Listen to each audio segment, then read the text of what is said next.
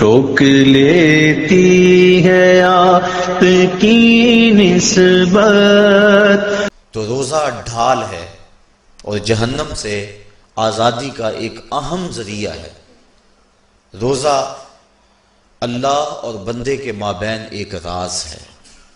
روزہ نور ہے، ضیاء اور روشنی ہے، اور آقا کریم صلی اللہ علیہ وآلہ وسلم نے روزے کی فضیلت بیان کرتے ہوئے ارشاد فرمایا کہ ہر شے کی کوئی زکوٰۃ ہوتی ہے، انسان کے جسم کی زکوٰۃ روزہ ہے۔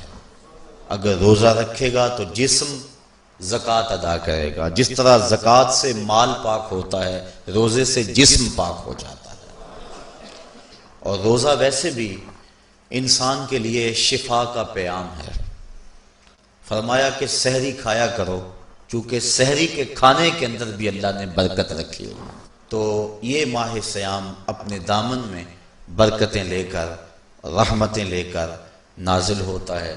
اس کا پہلا حصہ رحمت، درمیانی حصہ مغفرت، اور آخری حصہ جہنم سے آزادی کا مژدہ جاں فضا ہے۔ حدیث میں آتا ہے کہ اللہ نے میری امت کو رمضان المبارک کے روزے کے حوالے سے 5 چیزیں ایسی عطا کی ہیں جو اس سے قبل کسی امت کو نصیب نہیں ہوئی۔ ایک تو یہ کہ رمضان المبارک کے اندر روزہ رکھنے والے کے معدے سے جو بو نکلتی ہے، اللہ کو وہ مشک سے زیادہ محبوب ہے۔ دوسری بات کہ جب ماہ صیام آتا ہے تو شیاطین کو جکڑ دیا جاتا ہے۔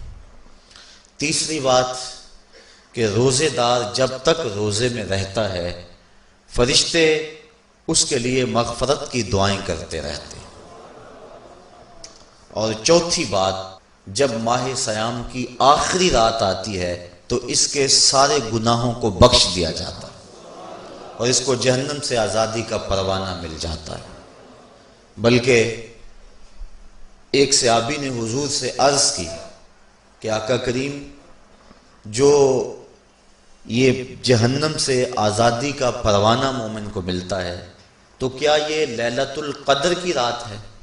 تو آقا کریم نے فرمایا نہیں، جب مزدور اپنی مزدوری مکمل کرتا ہے، جب اس کی دہاڑی پوری ہو جاتی ہے تو پھر اس کو اس کا مالک کچھ دیتا ہے، تو یہ جو اس کو بخشش اور مغفرت کا مژدہ جاں فضا دیا جاتا ہے، یہ اس کی مزدوری ہے۔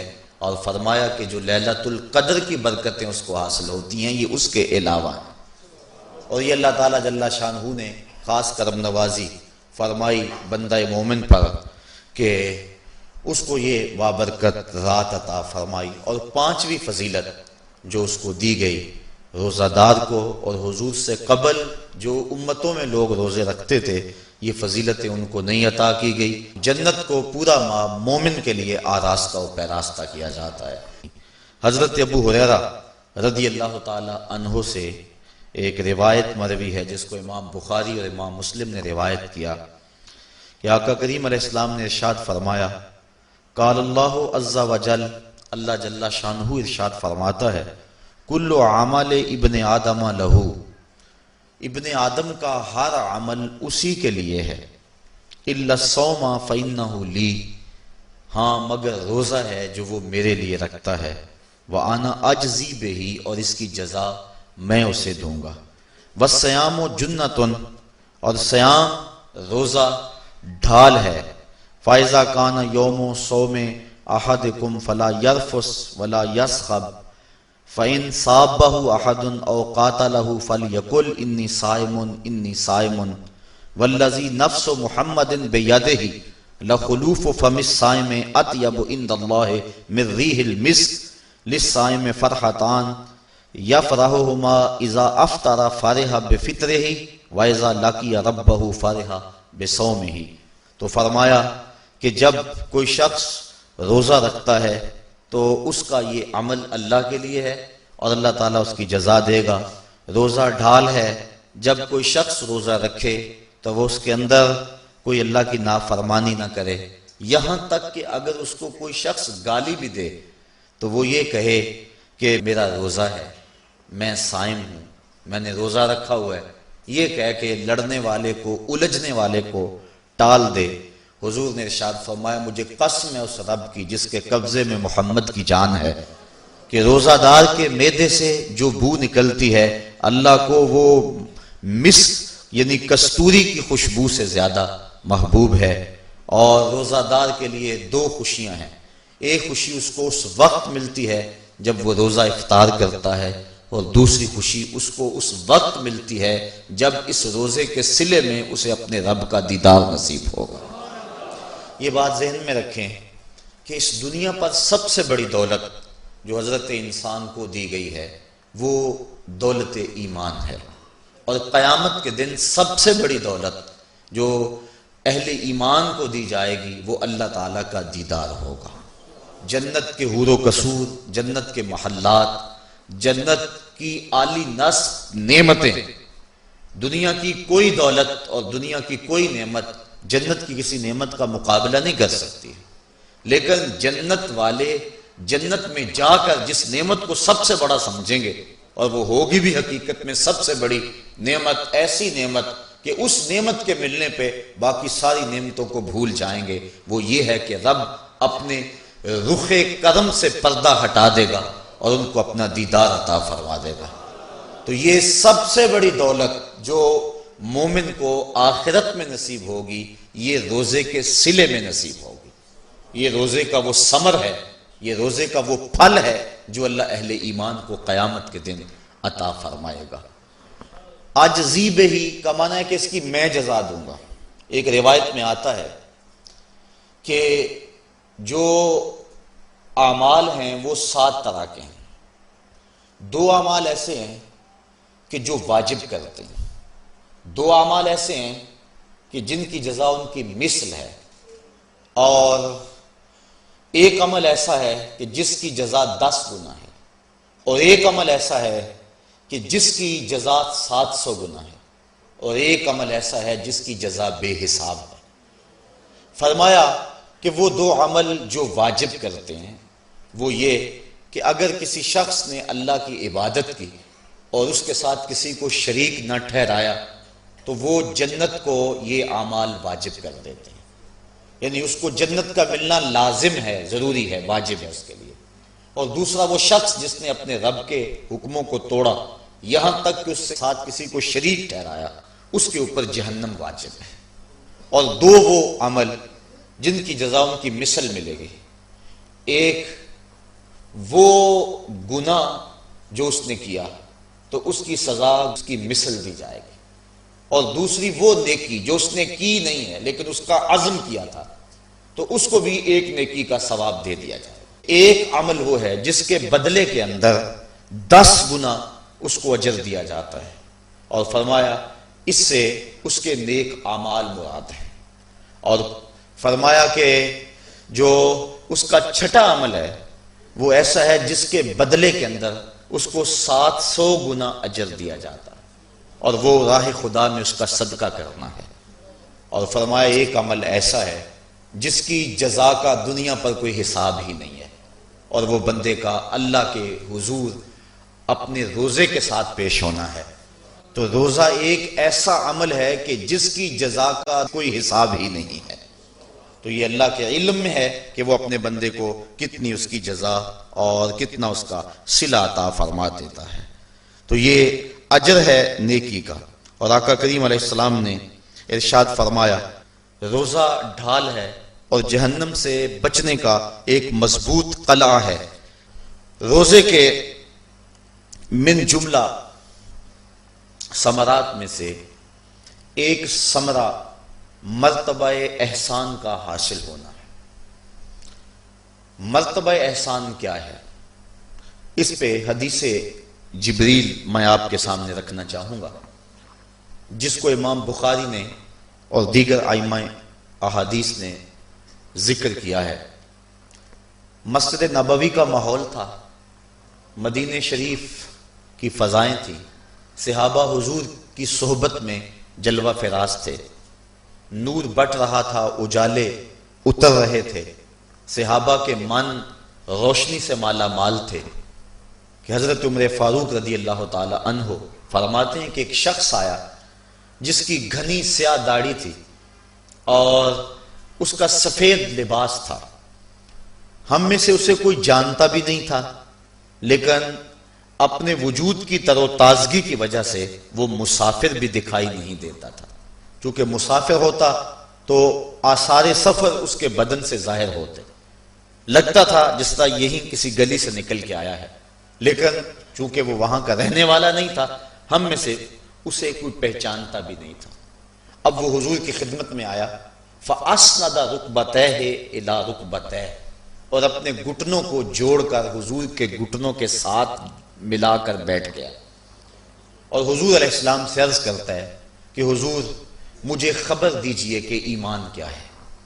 حضور نے ارشاد فرمایا ایمان یہ ہے کہ تو اللہ پر ایمان لائے، اس کے رسول پر ایمان لائے، پچھلی کتابوں پہ ایمان لائے، اچھی بری تقدیر پہ ایمان لائے، فرشتوں پہ ایمان لائے. بتایا حضور نے تو اس نے کہا صدقتا، آپ نے سچ کہا.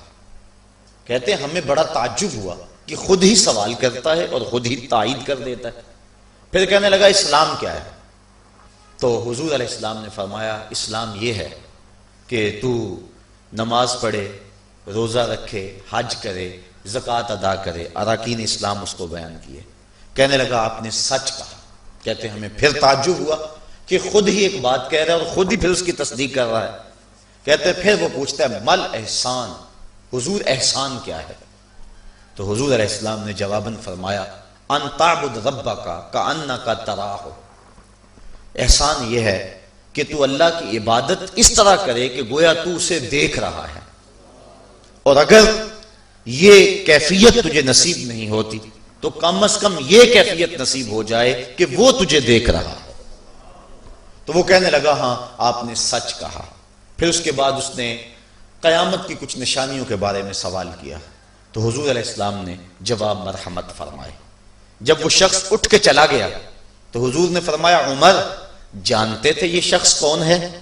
کہا اللہ و رسولہ عالم، اللہ اس کا رسول خوب جانتا ہے. فرمایا ھذا جبریل، یہ جبریل امین تھا اور تمہیں تمہارا سکھانے کے لیے آیا تھا. جبریل نے جب امت کو دین سکھایا تو سب سے پہلے یہ بات سکھائی کہ حضور کی چوکھٹ میں بیٹھنے کا ادب کیا ہے. دونوں گھٹنے بچھا کر وہ اس طرح حضور کی چوکھٹ میں ادب کے ساتھ بیٹھا اور اس کے بعد حضور سے اس نے سوالات کیے. تو فرمایا یہ جبریل امین تھے جو تمہیں تمہارا دین سکھانے کے لیے آئے تھے. تو جبریل امین نے جو دین سکھایا، جو چیزیں پوچھی وہ 3 چیزیں تھیں. ایمان کیا ہے، اسلام کیا ہے اور احسان کیا ہے. تو احسان تیسری چیز ہے جس کو ہم اپنی زبان کے اندر تصوف کہتے ہیں، جس کو ہم طریقت کا نام دیتے ہیں. تو اس کو درجہ احسان یا مرتبہ احسان کہا جاتا ہے اور یہ دین کی روح ہے. جو لوگ طریقت کا انکار کرتے ہیں وہ دین کی روح کا انکار کرتے ہیں. تو حضور علیہ السلام نے جو طریقت بیان فرمائی وہ یہ تھی کہ اللہ کی عبادت تو اس طرح کرے کہ جس طرح تو اسے دیکھتا ہے. اگر یہ کیفیت مل جائے تو سبحان اللہ، لیکن اگر یہ کیفیت نہیں ملی تو کم از کم یہ کیفیت تو ملے کہ وہ مجھے دیکھ رہا ہے. اور اگر یہ کیفیت بھی مل جائے کہ وہ مجھے دیکھ رہا ہے تو بتائیے کہ پھر انسان کی زندگی میں کتنا سرور آ جائے گا کہ جب وہ نماز کے لیے کھڑا ہو تو اس تصور میں ڈوب جائے کہ میرا مالک تو مجھے دیکھ رہا ہے. تو پھر نماز کا کتنا سرور آ جائے گا اس کو. اور جب وہ کوئی اور نیک عمل کر رہا ہو تو اس تصور میں ڈوب جائے کہ میرا مالک میرے اوپر نگاہ لطف فرما رہا ہے، تو پھر اس کی کیفیت کا عالم کیا ہوگا. تو پہلی کیفیت کہ تو اسے دیکھ رہا ہے. حضرت علی المرتضیٰ رضی اللہ تعالی عنہ سے کسی نے پوچھا جس رب کی عبادت کرتے ہو کیا اس کو کبھی دیکھا بھی ہے؟ تو حضرت علی المرتضیٰ نے جواباً کہا لم اعبد ربا لم اراہ. اے صاحب کبھی کبھی کی بات کیا کرتا ہے، علی تو اتنی دیر تک سجدے سے سر ہی نہیں اٹھاتا جب تک اس کے جمال جہاں آرا سے فیض یاب نہیں ہو جاتا. حضرت داتا گنج بخش علی حجویری علیہ رحمہ کشف المعجوب کے اندر ایک حدیث نقل کرتے ہیں کہ حضور علیہ السلام نے ارشاد فرمایا کہ فاقہ کشی اختیار کرو اور بھوک اور پیاس برداشت کرو. ممکن ہے کہ اس دنیا کے اندر تم اپنے دل کی آنکھوں سے اپنے رب کا مشاہدہ کرو. تو یہ جو مرتبہ احسان ہے جو مومن کا مقصود ہے وہ اس کو حاصل ہوگا روزہ رکھنے سے. اور اگر چلو کسی روزہ دار کو یہ کیفیت نہ ملے کہ وہ اپنے رب کے جمال جہاں آرا کو دیکھ لے، اس کے جلووں کو دیکھ لے، اس کے دیدار کی دولت سے مالا مال ہو جائے، اس کا دل اس کی محبت میں ایسا ڈوبے کہ وہ جدھر دیکھے اسی کے جلووں کو ہی دیکھتا چلا جائے، اگر روزہ دار کو ایسی دولت نہ بھی نصیب ہو تو کم از کم روزہ دار کو یہ دولت تو ضرور ملے گی کہ وہ اس احساس میں ڈوب جائے گا کہ میرا رب مجھے دیکھ رہا ہے. گناہگار سے گناہگار شخص بھی کڑکتی ہوئی دوپہر میں ٹھنڈا پانی دستیاب ہونے کے باوجود ایک گھونٹ بھی حلق سے نیچے نہیں اتارتا. کیوں؟ اس لیے کہ میرا مالک تو مجھے دیکھ رہا ہے. تو یہ احساس اس کو آیا کہ نہ آیا؟ کاش کہ رمضان میں یہ نور جو ہم کو نصیب ہوتا ہے، یہ رمضان کا خاص نور ہے. مرتبہ احسان سے پھوٹتا ہوا یہ اجالا رمضان میں ایک گناہگار سے گناہگار شخص بھی حاصل کر لیتا ہے کہ وہ اس احساس میں ڈوب جاتا ہے کہ میرا مالک مجھے دیکھ رہا ہے. کاش کہ وہ اس کو اندر سمو لے اور اس کو دل کی ایک ایک پرت پہ رکھ لے اور اس کو سجا لے اور اس دولت کو پھر جانے نہ دے، تو پھر اس کے لیے گناہ کرنا مشکل ہی نہیں محال ہو جائے گا. اس احساس سے پانی نہیں پیتا کہ میرا اللہ مجھے دیکھ رہا ہے. تو کیا مجھے یہ بتاؤ کہ جب وہ دکان پہ بیٹھ کے ڈنڈی مارتا ہے کہ اللہ اس وقت نہیں دیکھتا؟ جب وہ کسی کی جیب کاٹتا ہے اللہ اس وقت نہیں دیکھتا؟ جب وہ رشوت لے رہا ہوتا ہے اللہ اس وقت نہیں دیکھتا؟ کہ اللہ تعالیٰ صرف رمضان میں دیکھتا ہے، غیر رمضان میں نہیں دیکھتا؟ تو یہ احساس کاش کہ اس کے ساتھ لگ جائے کہ میرا مالک مجھے دیکھ رہا ہے، تو پھر گناہ کرنا مشکل ہی نہیں ناممکن ہو جاتا ہے. 7ویں کوٹھڑی میں جب سارے دروازے بند کر کے بت کے اوپر موٹا کپڑا ڈال کے زلیخا بولی ہے تالک یوسف اب آ جاؤ نا، اب تو کوئی نہیں دیکھ رہا ہے، تو یہی احساس تھا جس نے روشنی دی. قال معاذ اللہ، کہا اللہ کی پناہ، تو اپنے معبود سے موٹی چادر ڈال کر چھپ گئی، لیکن میرا خدا تو 7ویں کوٹھڑی میں بھی دیکھ رہا ہے. پھر اتنی روشنی برسی، اتنے اجالے اترے کہ گناہ کیا، گناہ کا تصور بھی محال ہو گیا. تو یہ یقین، یہ اذعان کہ میرا مالک مجھ کو دیکھ رہا ہے، انسان کے لیے گناہ کو مشکل ہی نہیں ناممکن بنا دیتا ہے. روک لیتی ہے آپ کی